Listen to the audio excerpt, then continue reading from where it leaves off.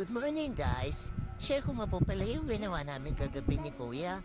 Nag-ayos nga po pala kami at nag-assemble ng paglalagyan namin ng mga dilata. At ayan na nga po, tinuruan ko na nga po si Kuya dyan. Medyo hassle nga lang po kasi hindi naman po talaga ako marunong nito.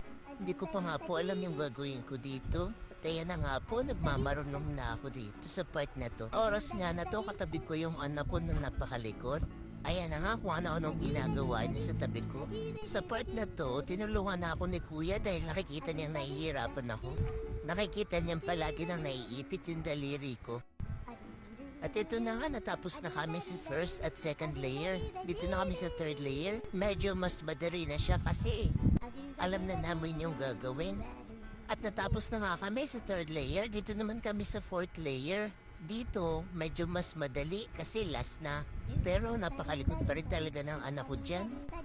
Hindi niya talaga ako tinitigilan. Nag-aalala na nga ako sa kanya dyan. Baka madapa pera. Pero dito sa part na to, nalilito na kami ni Kuya kasi parang may mali. Tapos dagdag pa din yung malikot kong anak. Diyan nga yung part na inuutusan na siya ni Kuya.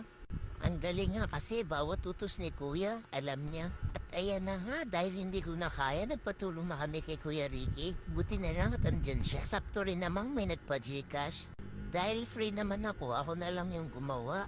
Busy kasi si Kuya. At marunong din naman ako, kaya ako na lang ang gumawa.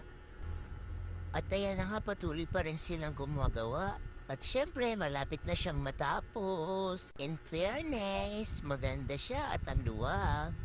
Kaya na nga yung part na mag-aayos na ako. Syempre, ganda-gandahan muna tayo dyan. Kahit wala na mga igaganda. Ito na nga, nagpatulong na ako kay Kuya para dalhin dun yung mga dilata.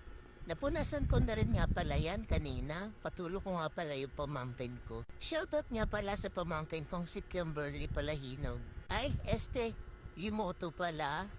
At syempre naman, katulong po din dyan yung malikot kong anak. Shoutout nga pala sa baby ko, Jonathan. Hello, tulog ka na ba? At ayan na nga po, nung umpisahan ko na pagbubukod-bukod ng dilat. Medyo hassle pa rin kasi syempre hindi mawawala ang pakikipag-usap. At syempre, magpakit muna tayo sa camera. At ito na nga po yung pinaka-final result niya. Wow, wow, wow! Yeah, yeah, yeah! Ayan, napakaganda niya na po tignan. Hindi na po siya tulad ng dati na parang kasikip-sikip. At syempre, extra muna yung dalawa ko diyang amo. Si ate at si kuya. Shoutout nga pala kay ate at kay kuya. At syempre naman, papakita ko talaga sa inyo mula labas.